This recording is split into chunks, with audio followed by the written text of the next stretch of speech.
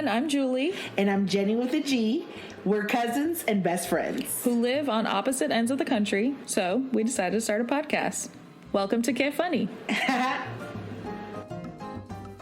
was going to say something that was going to place us in time, and then I was like, wait, we have to pretend like it is whatever week this episode's going to come out.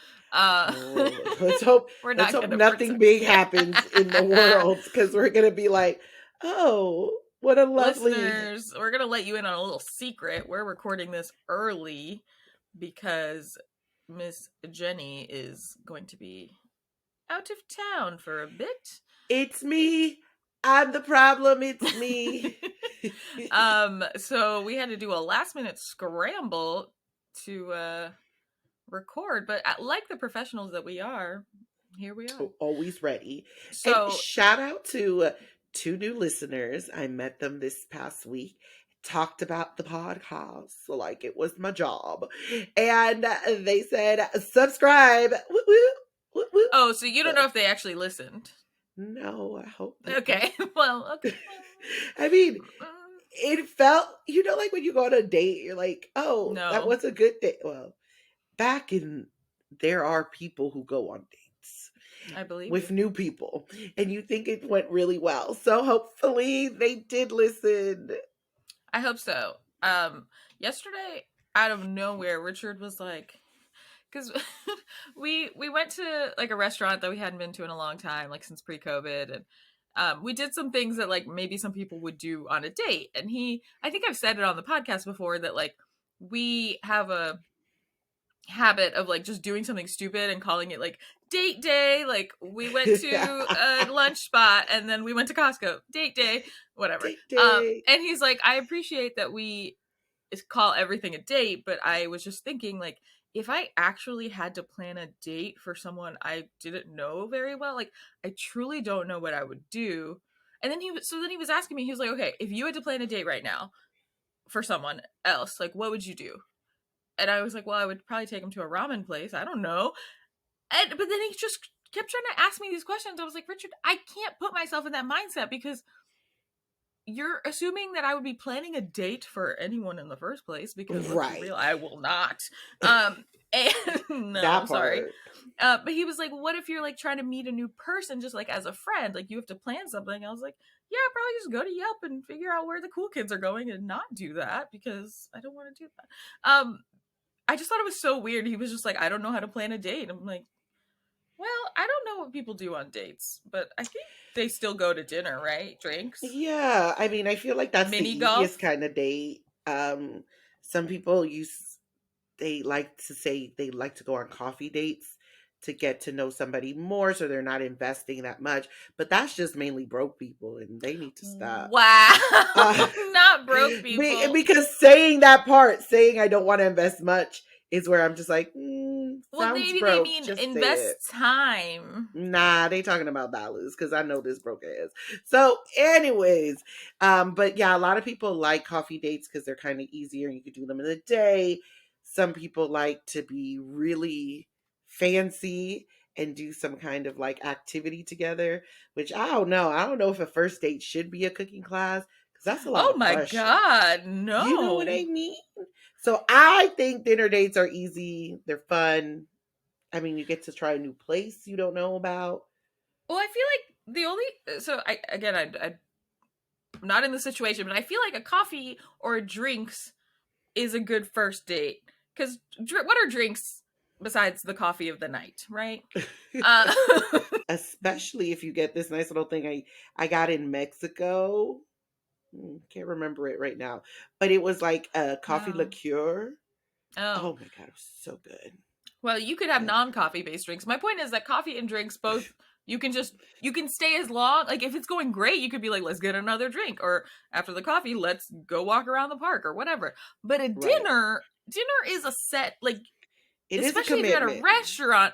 And I understand that, suggesting a coffee date is giving broke, but I think it's giving broke if you're saying the thing. That's what I'm saying. I'm just saying, I like coffee dates. They're fine for me. But if you say because I don't want to invest in this date, I'm like, That's ridiculous. I don't think anyone should be saying that. Yeah, that is something that is just tacky because everyone, Right. I assume the understanding is already there. Like, yeah, we know why we're doing a coffee date or whatever. Right. Like, that's stupid. Yeah, you don't want to date those people. You don't want to date those people. But I think, listen, being frugal on any date, I love me a buy one, get one. So y'all, if you got a coupon, I will support it. That's not a, really? Would you? That's financially responsible. I know it is, Jenny. I know, but be honest. Would you, if you went on a first? No, on the first date, I'm listening. On the first date, I'm not paying for shit.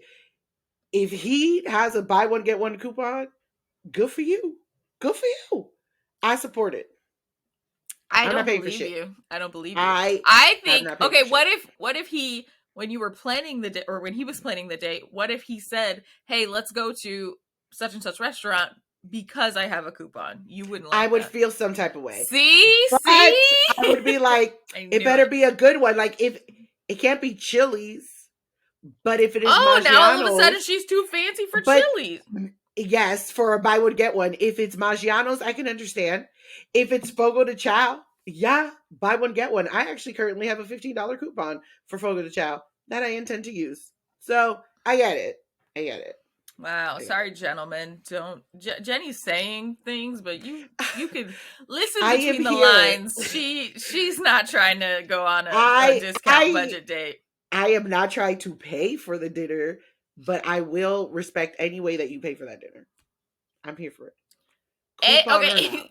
You will respect any way that they pay for the dinner. See, it's too many rules. That's crazy. I would, on a first date, I feel like I would want to split the check. Oh, absolutely. Let me make sure Richard's not listening to this, because I don't know if I split the check on our first date. Like, girl, that was 14 years ago.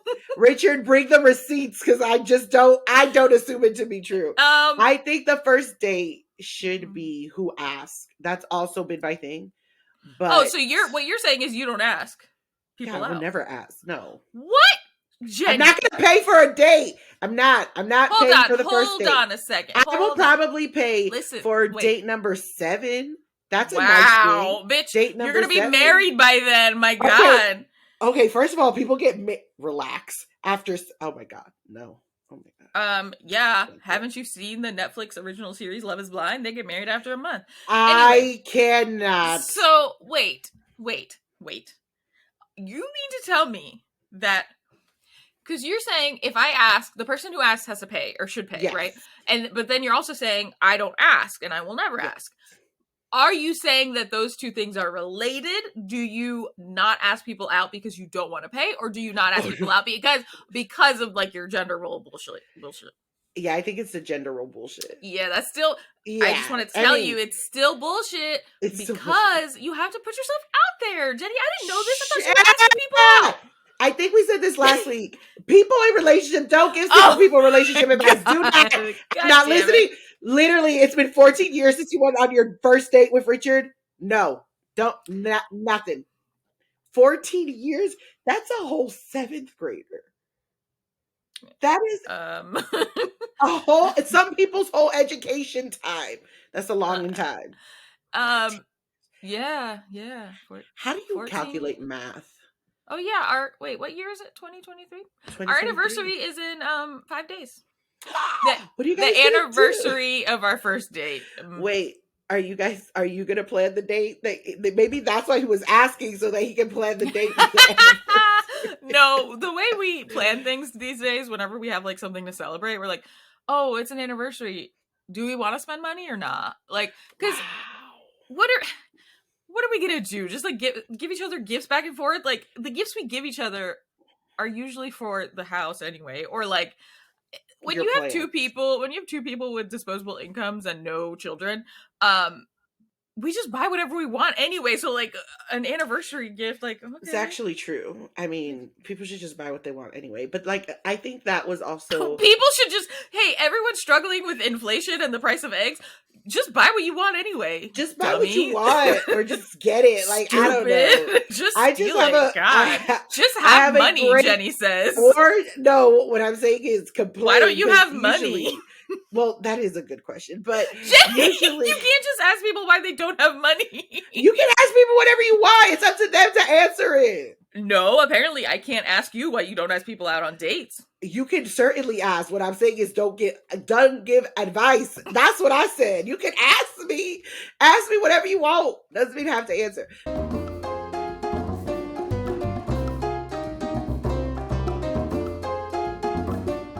I hope we watch the same movie. I I hope so too. Seat on screen, listeners. So let's do it at the same time just to make sure we did. Oh yeah, yeah. 1, 2, 3. Lovebirds. We watched Yes, Lovebirds. There and it if you've is. seen that movie, you know that the 1, 2, 3 is actually a callback to the movie. So, But yeah, we watched the Lovebirds. I don't remember when it came out. Did you? I meant to look it 2020. up. Yes, I looked it up. What? Yes, it came out 2020. It was actually supposed to be released in theaters April 3rd, 2020.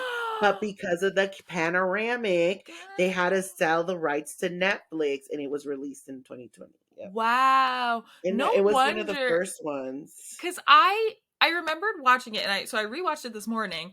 And after I watched it, I told Richard, I was like, I forgot how much I liked this movie. Spoiler alert, I like this movie.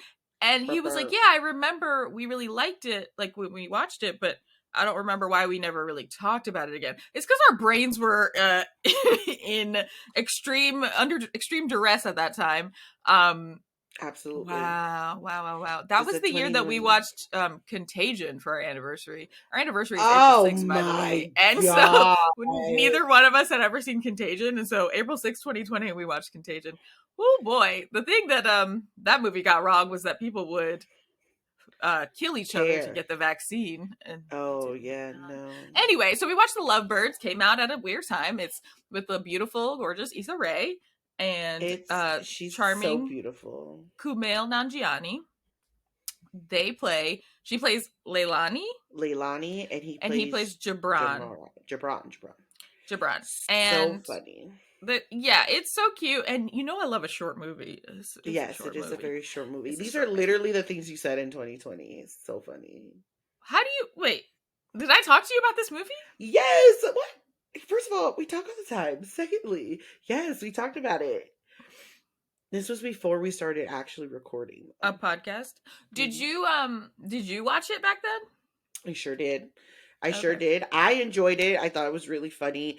I will say it's definitely heavy on the comedy part and the action part, less so the rom-com-y part of it, but it's still really cute. And yeah, so tell the people what it's about. I think that's why I liked it. Like, it is so funny. So this movie, this rom-com, finds us with a couple who's already together, but they're in trouble. They're breaking up. It starts off really cute. Like, it seems like they had like a one-night stand or something, and then it turns into they go get like breakfast, and then they hang out or whatever, and then it's really cute. And then we see 4 years later, they're in this, like, they live together, they're in this huge, like, very intense argument. And then you learn that they're actually arguing about whether or not they would win on The Amazing Race or like do well on The Amazing Race. It's actually a very funny conversation they have. But they're getting ready to go out to a friend's like dinner party or something.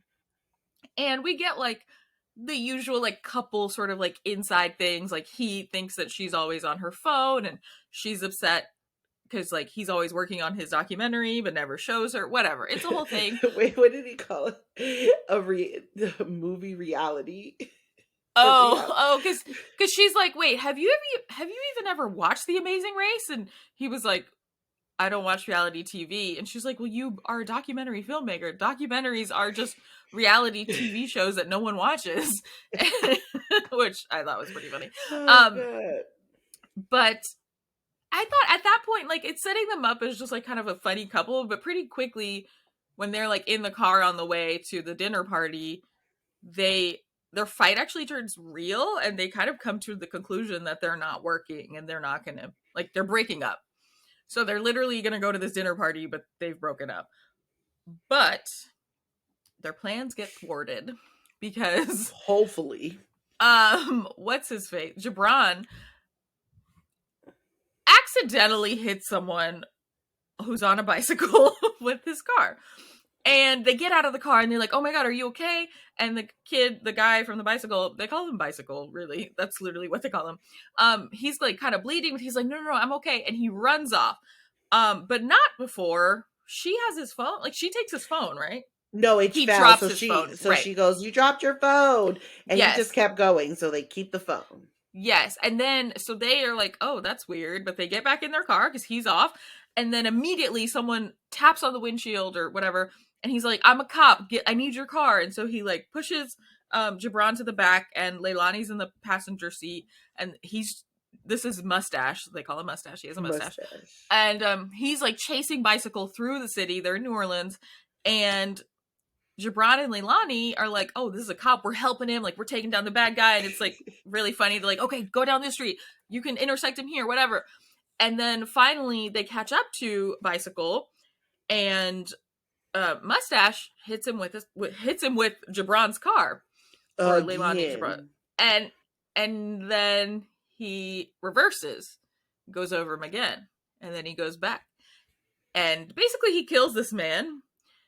And then they're like, I don't think he's a cop.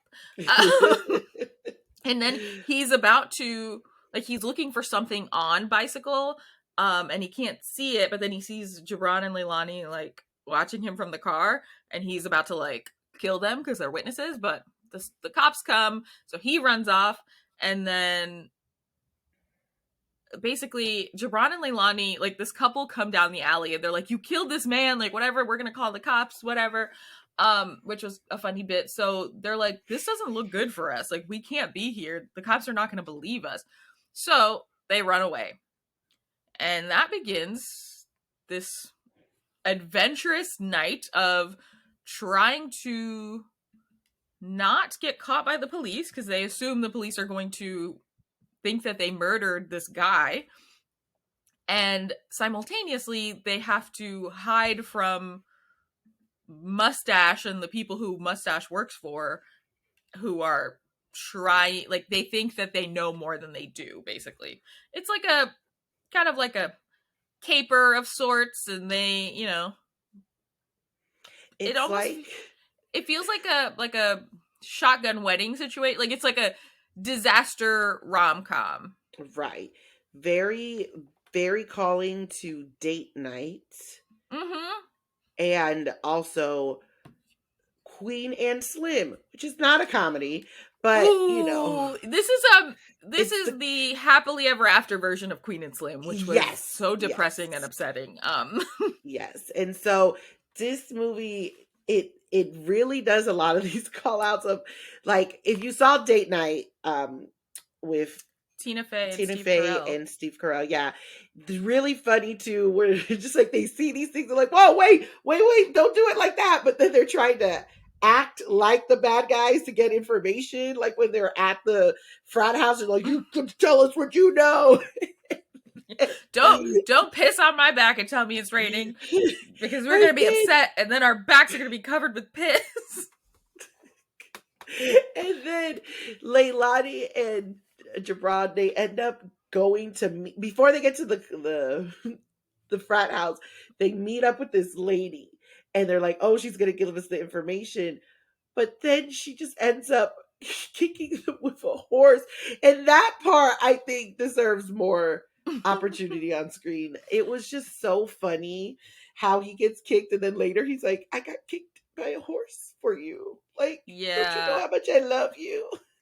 Yeah, it's, you know, over the course of the movie, with all these, like, sort of tense situations that they have to get out of and, like, break in and whatever, there's obviously comedy, and at some points they're not very good at working together. This is how all these movies work when it's an established couple. Like, we see, oh, this is why they break up, like, they weren't communicating, blah, blah, blah. And then over the course of the movie, they start to work together as a team better. Eventually, the cops do get them, but they learn that the cops knew that they didn't kill Bicycle, or, spoiler, the entire frat house of frat dudes who die. I don't know how I can. She calls him, like, she calls the frat guy date rape. and they call like the like frat living area like a roofie factory or something. I don't remember, but it was really funny. Yeah, and so this whole time they've been Gibran has been saying like, okay, on the count of three, one, or actually he doesn't say on the count of three, he just starts counting. He just says Right. 1, 2, and Leilani's like, what happens on three? I don't know what happens on three. And so it's like a miscommunication, and they always do the wrong thing until finally at the end. So spoiler, Mustache is actually a cop, and he's a crooked cop because he's killing people, whatever. And so he's about to kill them, and they're in a boat randomly. And so he's holding Gibran in front of him, and Leilani gets his gun. And obviously Leilani doesn't want to shoot Gibran. And then finally, they actually work together on this 1, 2, 3. Gibran like sort of gets out of Mustache's hold, and Leilani shoots him. They catch the bad guy. It all works out, and then they're back together at the end. Yes. So, doing the Amazing Race, which oh yeah, the best so we part see of them. it. We see them. That was really cute. They get back together, like they're like in the back of a paramedic's truck. And then they kiss after this whole ordeal, and then it's like cuts to 1 year later, and they're like running and like hurry up, and we see that they're actually on the Amazing Race. They're in first place, and they have like one challenge left or something, and it ends up being like we see them. They're like in London or something.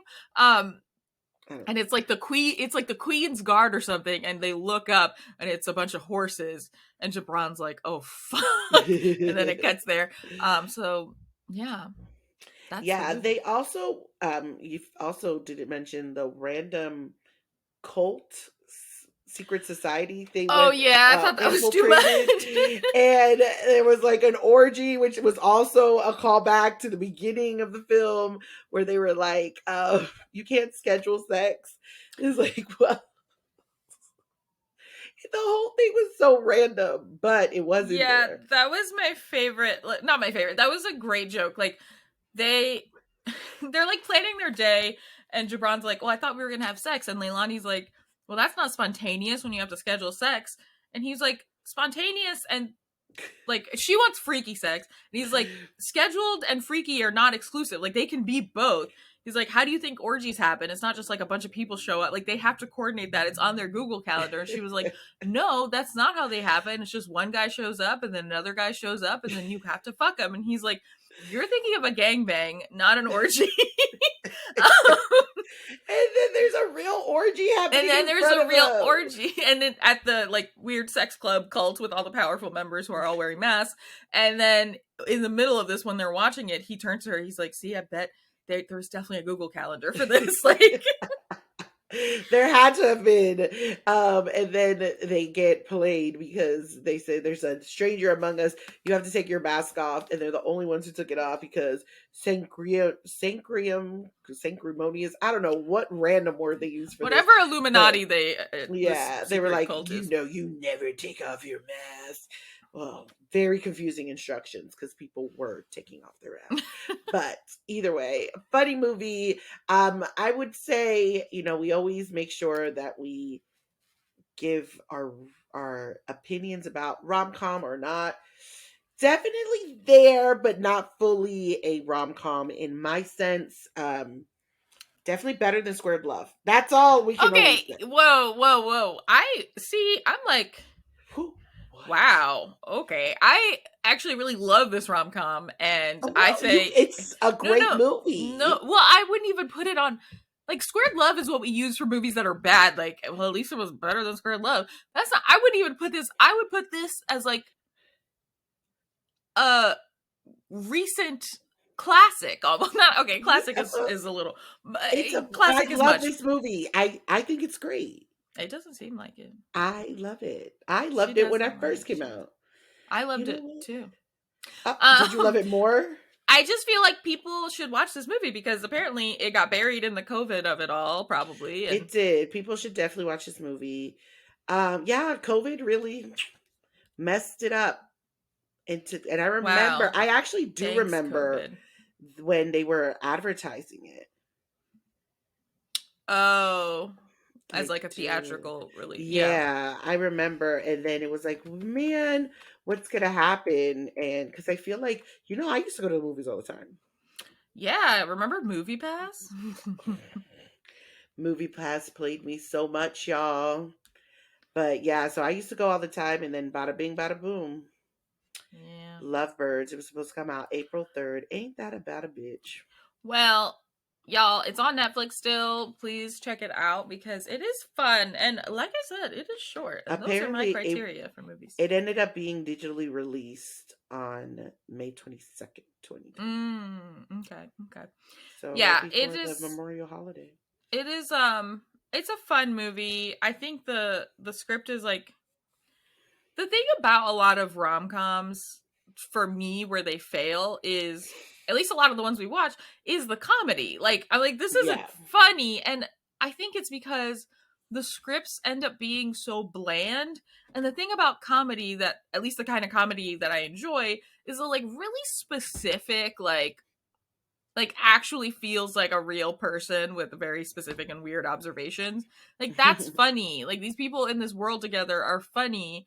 um it's funny when Leilani tells Gibran that he hates every restaurant. It's hard to pick a restaurant, even though they live in New Orleans, the restaurant capital of the world. And he's like, actually, it's Hong Kong.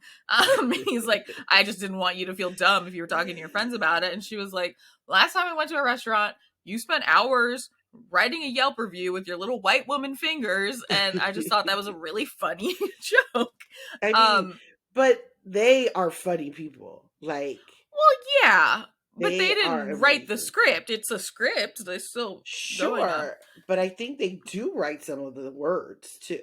All right. Okay, I let's think calm they down. do. Listen. People, every time.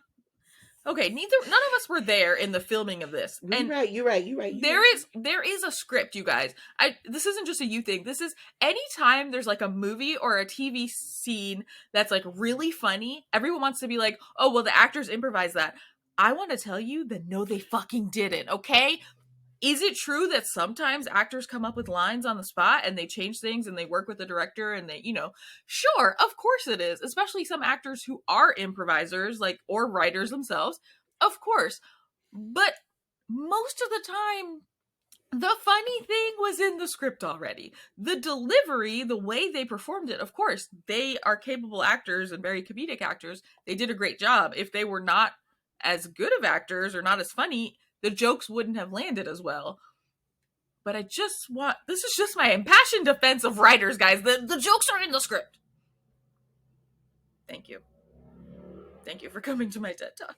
I thought that was a perfect soundtrack to your. Yeah, it was. I don't know what's happening. Anyway, let's wrap this up because your girl is tired again.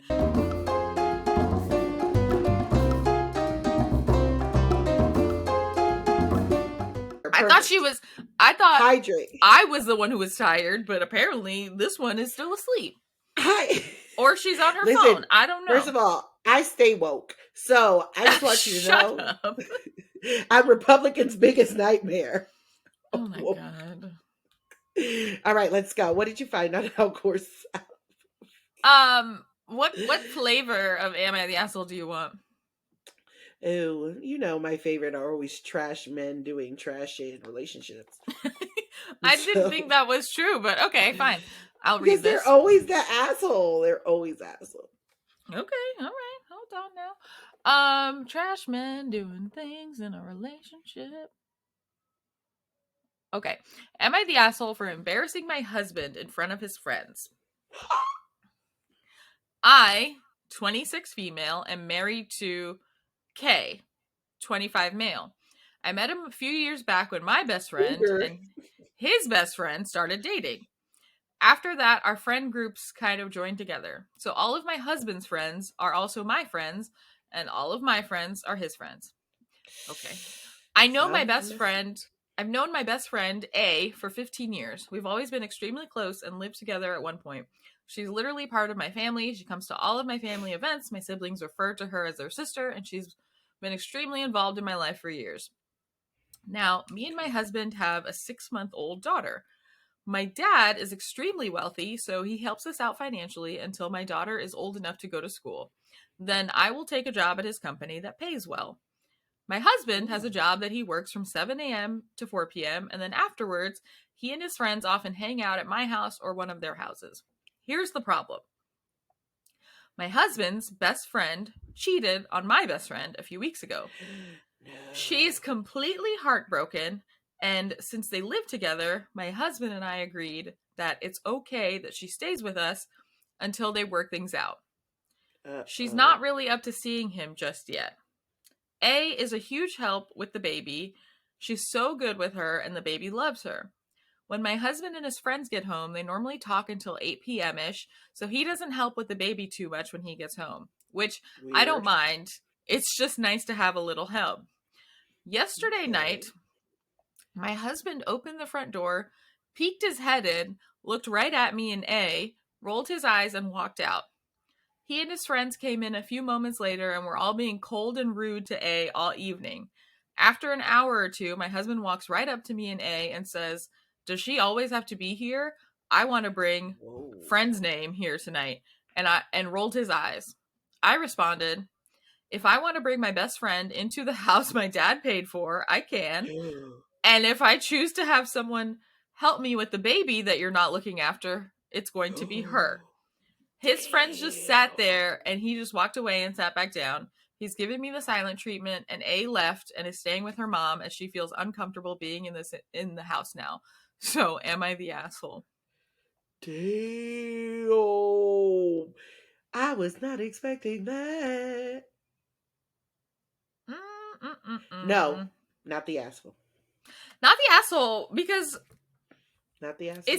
sounds like your husband is fine with having this lifestyle provided for him and clearly doesn't give a shit about helping raise the child he helped to create.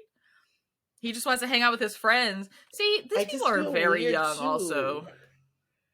I just right like if your if your husband is gonna hang out with your friends every night, seems also very weird. Why not? Here, just listen, husband. Why not? If you're not gonna help anyway, go to your friend's house. Right? Like, I Like, mean, I just feel like you're gonna get mad that A's at the house when you knew she was staying at the house yeah. because you're mad. Obviously, you were bringing over Kay. Is that I don't know? You're bringing Yeah, I think over so. I don't know. whoever the other person is, and you ultimately. I don't think she's the asshole. I do think though these are more seated, deep seated problems that you need to address because clearly you were waiting to load that off on him. Like, I'm sorry. It just feels like you took the moment to just do it and say it very very specific. My dad pays for this and you don't take care of the baby. These are things you need to actually say to him before you just explode on him. You're not the asshole, but figure out what you want with this I guy. mean, yeah, nothing in this, like, in this post makes me understand why this person is with him anyway. Like, was it like an accidental baby? Because, like, why are you married? Right. Why are you together? You're literally saying, like, it's nice to have help, but he doesn't help because after work he just goes to hang out with his boys. I'm sorry, you are a whole ass father. You need to go be with your child. In Right. what world Every is that night. okay? Like, and she's just like, it's fine. I'm just mad that he doesn't want my friend here to help. Like, nah, just, Every night he has to hang out with his friends for 4 hours at a time. Like, that's too much. that's way too much. Like, but you're right. I mean, they're young. What is this? They're 25. Let's say, Mm-mm. pandemic's been 3 years. So he was 22 when it started. Lost a lot of development in that time. Yeah, it's, I mean, we're no, talking about people who are already challenged because life and then a pandemic making people socially awkward and now transitioning into parenthood and then not being active. Girl, bye. mm-mm, Throw them away. mm-mm. Throw him away. You can get a different partner, honestly. Am I the asshole for making a kid leave a wedding? That sounds dumb. Why is your kid at a wedding? Am I the asshole for scheduling my text messages and gift reminders? What? No? What? Okay. I mean, I guess I'm interested in this. How? What? Am I the asshole for scheduling my text messages and gift reminders? Okay. So my daily Must life have an is Android, because how do you schedule text messages? Jenny. Gotta be an Android feature. Apparently, yeah, whatever. Apple will get it in like 10 years, and Android people will be like, we've had this since 2020. Okay. We want to send you a pixelated picture. It looks like it was taken on a potato. How did you take this photo with a flip phone? Anyway, but stop I know for a charger, guys. I know Androids. I know Androids have good cameras. I know it's just a joke. Oh, okay, whatever. So, okay, am I the asshole for scheduling my text messages and gift reminders? So, my daily life is kind of a mess. I manage a large number of people at my company, am constantly traveling, and frequently get pulled in many directions throughout a given day. All in all, it's very easy for me to lose track of little details and forget something important because of all this. I'm always looking for ways to use technology to mitigate these issues and be more organized. A couple years ago, our IT guy showed me how the new iPhone, now hold on a second, the new iPhone has a scheduling system, and you can set it to automatically do things like send a text at a specific time or when you arrive at a certain place. After learning how this works, I've come to use it fairly often. Oh yeah, it's in shortcuts. It's a shortcut. You can create automations and shortcuts. I've never done this kind, but I do have some shortcuts automations set on my phone for things. Not me learning from an MIT asshole. Tell me more. For example, I have it set so when I leave the house in the morning, it texts my secretary that I'll be at the office in 10 minutes. I leave at varying times depending on if an executive needs to call me about something before I get to the office. This helps her schedule out the first couple hours of my morning when I set aside to meet with account reps who need me to approve budgets, sign off on proposals. Boy, we don't need your whole job description. Okay. I also started using it a lot in my personal life. My girlfriend really loves it when I text her in the morning, and I'd sometimes get caught up in work and forget. So I started writing a personal text out to her in the evening and setting it to send out at some time the next morning. Just a little note about how I hope she has a great day, wishing her good luck on her presentation she has, etc. My mom is also a bit forgetful these days, so I'll frequently days in advance set up something like, hey mom, hope you're having a great day. Just want to make sure you remember it's niece's birthday party tonight at 7. Don't forget to bring cupcakes, to go out to her that afternoon around 4 p.m. More of the same with other things, like I have it text my secretary a few days before a client's birthday, ask her to send a gift, things like that. Overall, I think it's been really helpful. Last week, I showed my brother how it all worked and suggested he could use it to help himself get more organized.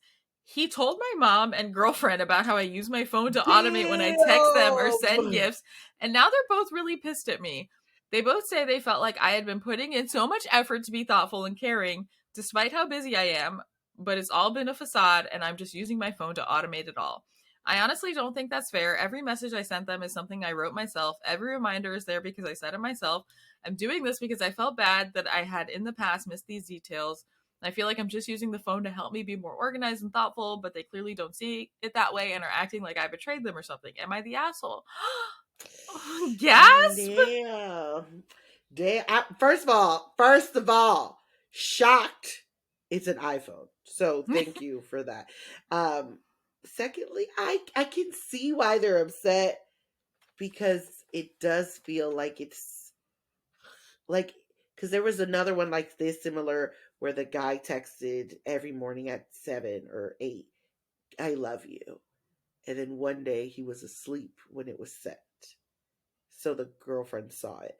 So I can see there being that. So you're not actually sending it, you're scheduling it. But to his point, he's the one setting it up.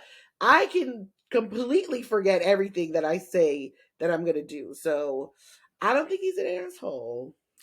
I don't think he's an asshole at all. And honestly, I think I don't think that their reaction to this is reasonable. Like, I think, first of all, I think this is smart as hell, and I'm gonna be setting some things up.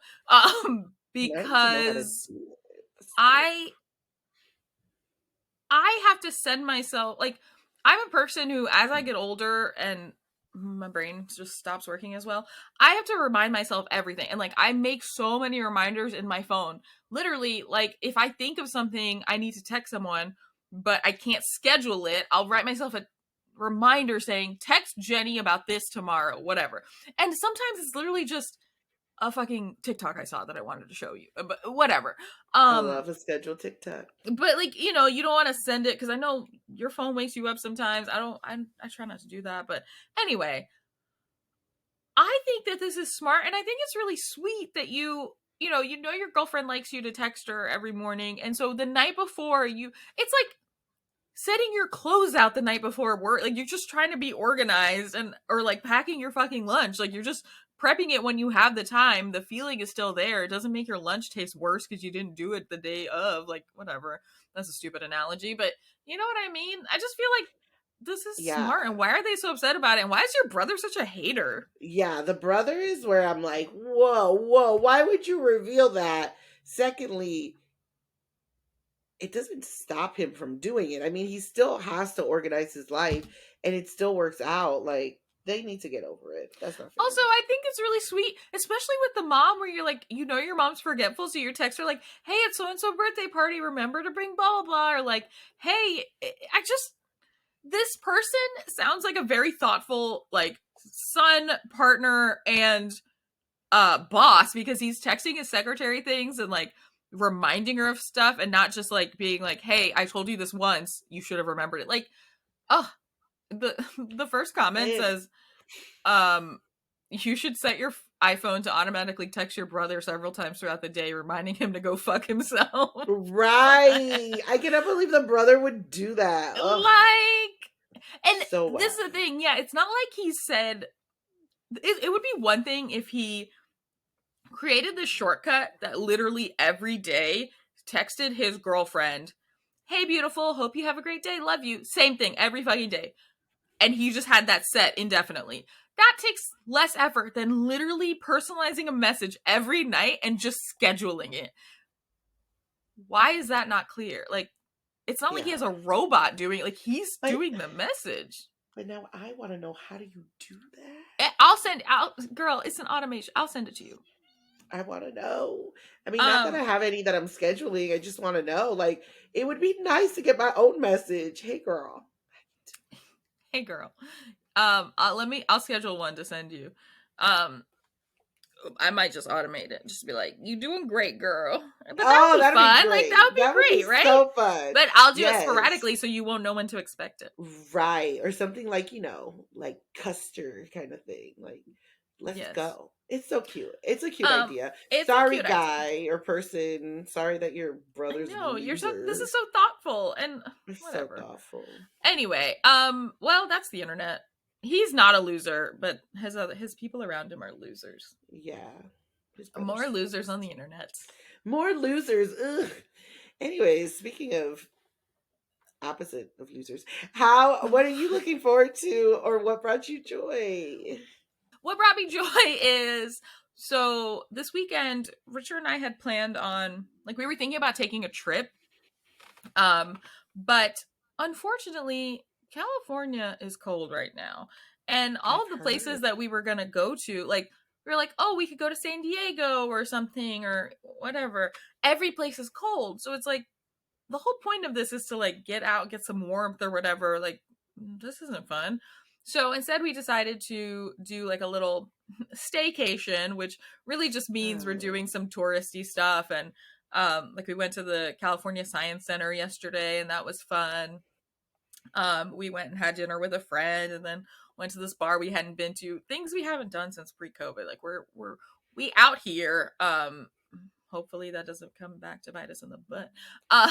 But and so today we're like going to try this noodle place that we've never been to, and tomorrow I guess that's something I'm looking forward to. Tomorrow we're going to this food festival. It's called Masters of Ooh. Taste, and Ooh. it's not cheap, but it's at the Rose Bowl, and you like pay a flat fee per person, and then you have like unlimited food and drinks from like really good restaurants around the city, and all the proceeds go to benefit the Union Station like homeless foundation. So we philanthropic or whatever.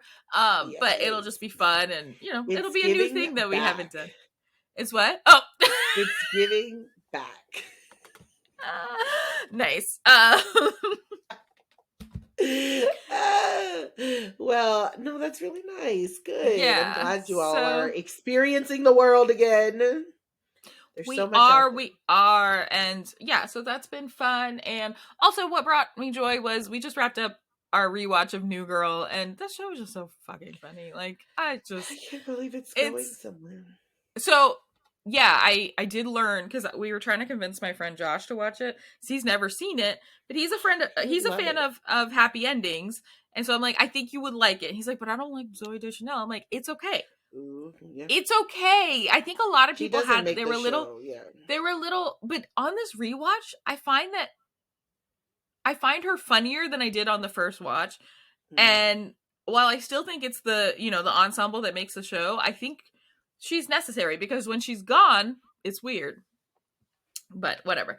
I learned that although New Girl is going off of Netflix April 9th, it will then a week later be on Hulu and Peacock. So don't worry, y'all. We can still watch New Girl. Anyway, what about you? What brought you joy? And or what are you looking forward to? Yeah, so what brought me joy, I did do my karaoke gig. How was and it? It was so fun. Oh my gosh. So I've talked about it before, y'all.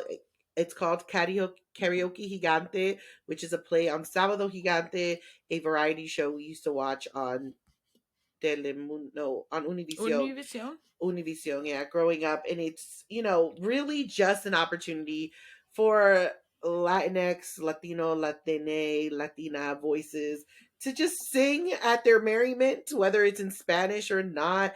And it was so good. They were vibing with me. It was the first time they had a guest host. So I was hella nervous because I just want to make sure the youth know that I'm an ally. Not an ally to the youth. To the Wow. youth. And so they need that. They need allies. And so it was really fun. People were like, your energy is so great. I was like, good, your energy is great. We had this one guy who sang so well that the crowd asked for an encore. And that usually does not happen. He was fantastic. He sang Vicente Fernandez. The first song, I forgot what it was called, but the second one was El Rey. It was just so good. He didn't even need the words. Okay, he was just singing.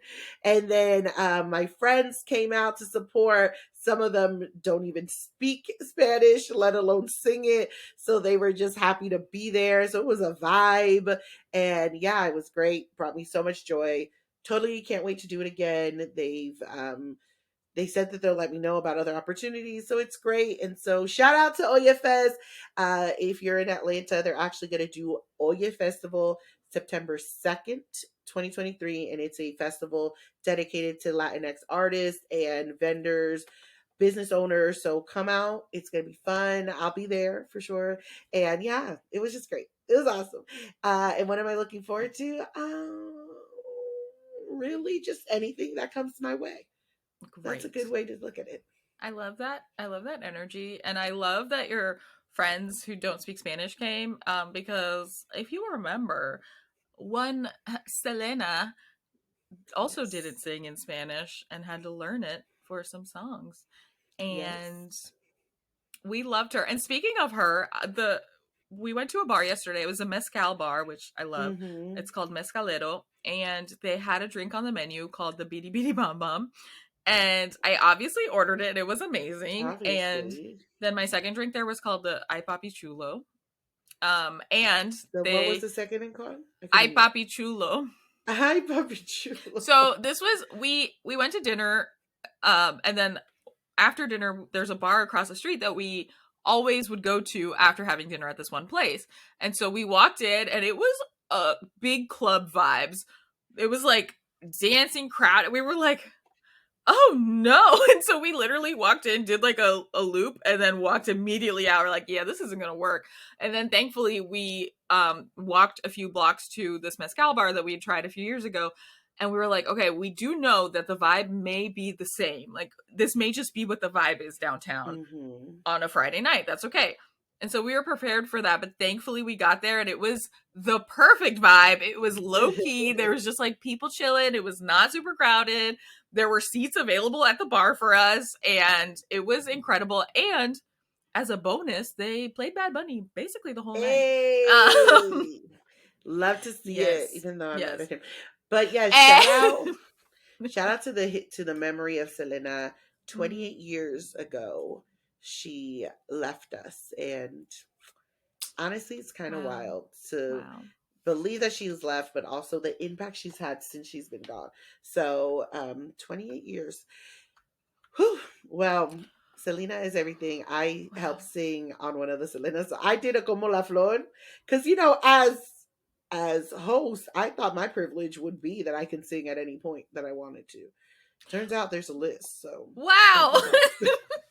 Can't do that. So, but it was really fun. So, Selena.